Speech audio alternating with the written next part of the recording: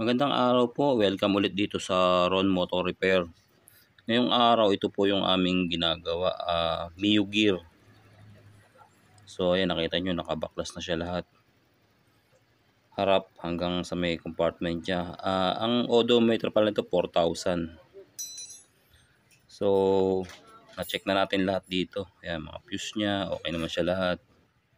Ang problema niya, namamatay siya.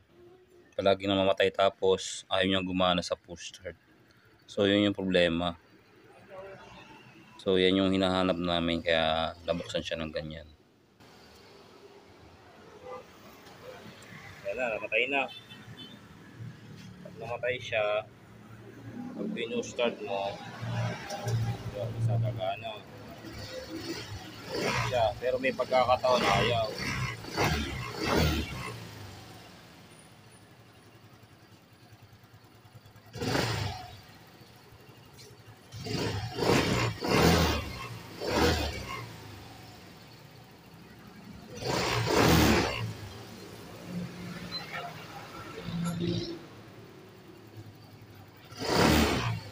Kaya patay na naman, oh.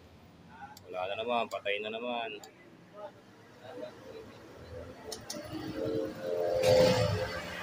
Kaya patay na naman. Ayaw na mag-start, ayaw na mag-start. Pero yung brake light niya, magana yan. Nakikita? May ilaw, ayan. Magana yung brake switch, pero ayaw niyang start. Pero pag pinusina mo, ayaw na rin. Kanina, magana yung pag pinusina mo, i-start siya. Ayan, ayan, magana naman siya. Ayan yung problema niya. Tapos na-check ko na rin siya, wala siyang kuryente pag ganyan nangyari. Ayan, kaya niyan, wala na naman. Kahit sipain mo siya, hindi siya andar. Ayaw niya. So yan yung problema.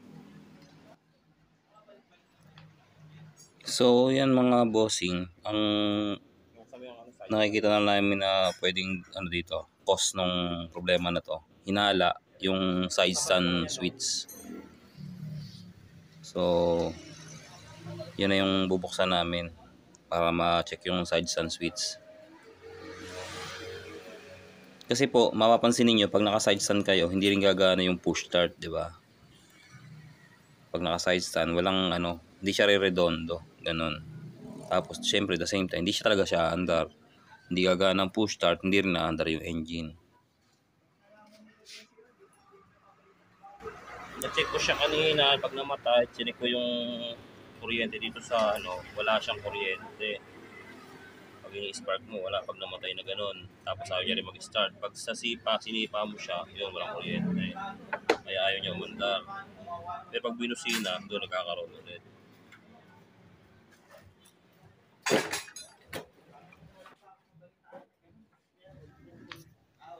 So ito, kailangan tanggalin natin yung cover sa ilalim para makita natin yung socket ng side stand. Dito siya sa ilalim.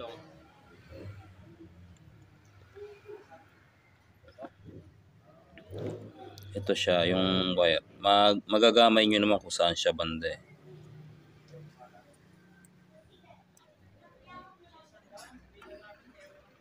Yan. So ito yan, yung wire na to. Tatanggalin lang muna natin yung socket.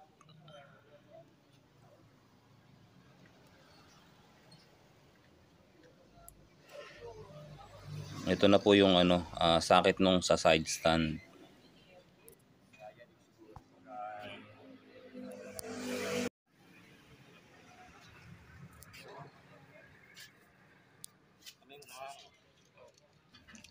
Tapos para ma-testing natin siya, kailangan nyo ng wire. So sisirisan lang natin siya ng wire. Iko-condemn lang yung dalawang wire na yan. So hindi tayo magpuputol ng wire. Lalagyan lang natin siya ng kailangan nyo lang kapirasong wire. Yan, ganyan lang gagawin nyo. Tutusukan lang natin. Tapos ikakabit ulit sa socket niya. So ito, kung sakaling ito talaga ang problema, pwedeng ganyan na siya, kaya lang hindi gagana yung side stand. Or pwede naman bibili lang kayo ng side stand switch. So ito, tetestingin natin yung andar niya.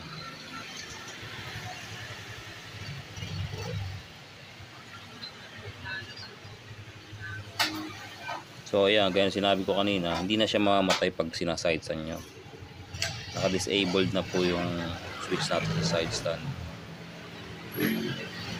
So check ulit natin kung okay na siya.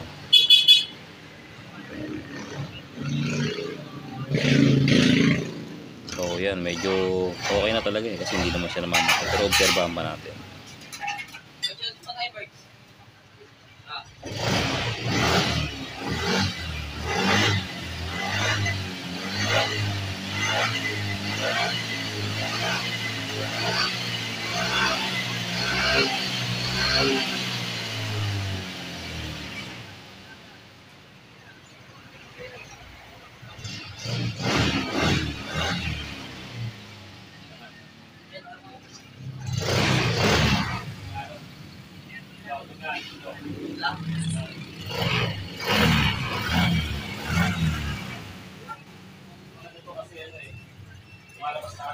Up ko na.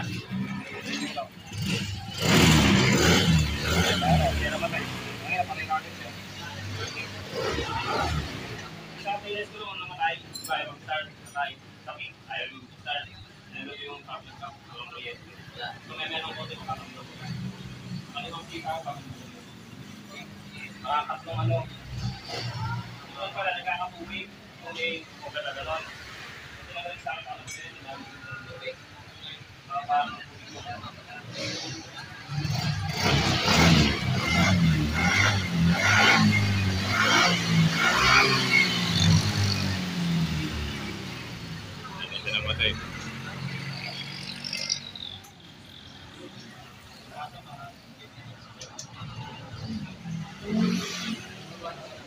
So ayan po, wala na naging problema, hindi na siya namatay, okay na siya.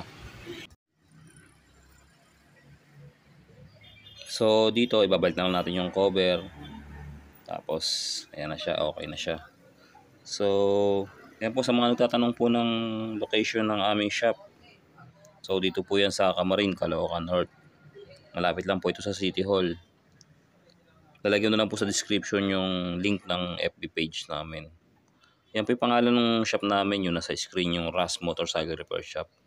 Pa-subscribe na rin po para updated kayo sa mga paparating pa nating video. Maraming salamat po.